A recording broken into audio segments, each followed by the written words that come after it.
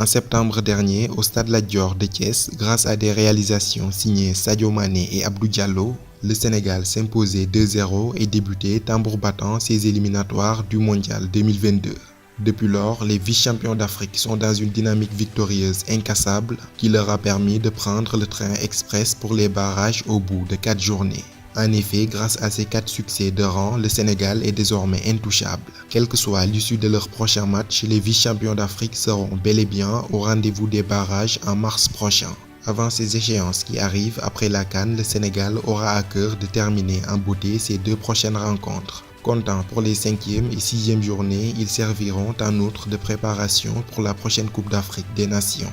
Pour l'acte 5 de ces phases de qualification, les Lions seront en déplacement au Togo ce jeudi 11 novembre 2021 à 19h. Ce sera au stade de Kégué à Lomé dans la capitale togolaise. Cette enceinte d'une capacité de 30 000 places a été construite en 2000 dans le cadre de la coopération sino-togolaise. Disposant d'une pelouse naturelle plus que correcte, le stade de Kégué fait partie des rares infrastructures d'Afrique de l'Ouest à répondre aux normes de la CAF dans ses éliminatoires du mondial. Le Togo a donc le privilège de disputer tous ses matchs à domicile.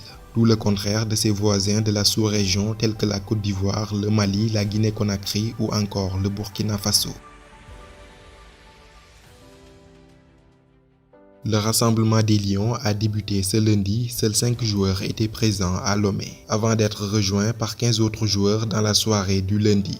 Les hommes d'Aliou Cissé ont même effectué leur toute première séance d'entraînement au terrain JCA de Lomé avec tous les convoqués au rendez-vous. Pour cette fenêtre internationale du mois de novembre, le Sénégal devra se passer de Seny Dieng des Queen's Park Rangers et d'Abdou Diallo du Paris Saint-Germain, tous testés positifs au Covid-19. À ces 2 absences viennent s'ajouter celle de Keita Baldé, blessé avec Cagliari juste avant la trêve internationale.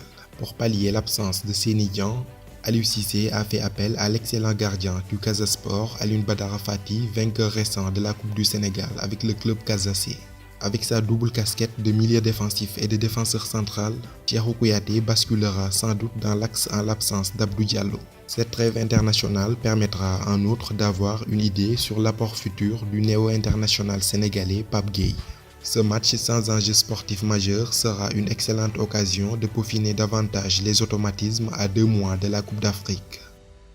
Prochain adversaire du Sénégal, le Togo fut considéré à une époque comme une puissance montante du football africain. Toutefois, les éperviers n'ont jamais su performer dans la durée. Et au fil des années, la montée en puissance s'est transformée en une véritable descente aux enfers. La plus belle page de son histoire footballistique, l'équipe nationale l'a construite en 2006 en se qualifiant pour la première fois de son histoire au mondial. Porté par un Emmanuel Adebayor de gala et auteur de 11 buts lors de cette campagne de qualification, les Togolais créent la surprise en éliminant le Sénégal, pourtant quart de finaliste du mondial précédent en Corée du Sud et au Japon. Sur la scène continentale, le Togo a pris part à 8 phases finales de Coupe d'Afrique des Nations.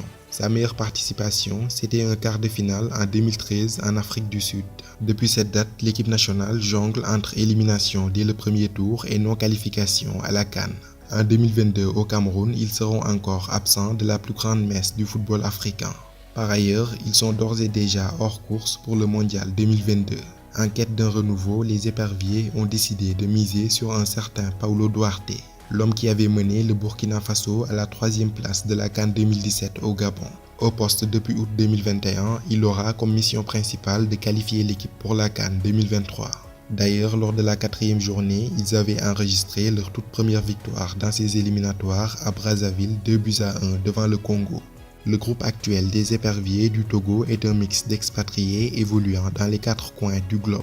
On y retrouve notamment des joueurs évoluant sur le continent africain, tels que le milieu de terrain Aoulou de l'US Monastir en Tunisie, de Ouro Agoro de Saint-Georges en Éthiopie ou encore Agbozo de l'Olympique Béja en Tunisie. Le Togo, c'est aussi une poignée d'expatriés européens tels que l'expérimenté Alexis Romao. Actuel joueur d'Ionikos en Grèce, il est également passé par le Stade de Reims en Ligue 1. On a également le le gardien remplaçant de l'OL Malcolm Barcola titulaire à l'aller contre le Sénégal et le joueur d'Hoffenheim Ilas Bebou, milieu offensif de 27 ans qui a fait toute sa carrière en Allemagne. Cette saison en Bundesliga, il a planté 2 buts en 7 matchs. Enfin, il y a également l'excellent défenseur et capitaine Diéné Dakonam, titulaire indiscutable avec le club espagnol de Getafe, déjà 12 matchs en Liga à son actif. Il est l'un des plus connus de l'effectif de Paulo Duarte et compte environ 34 sélections avec les éperviers.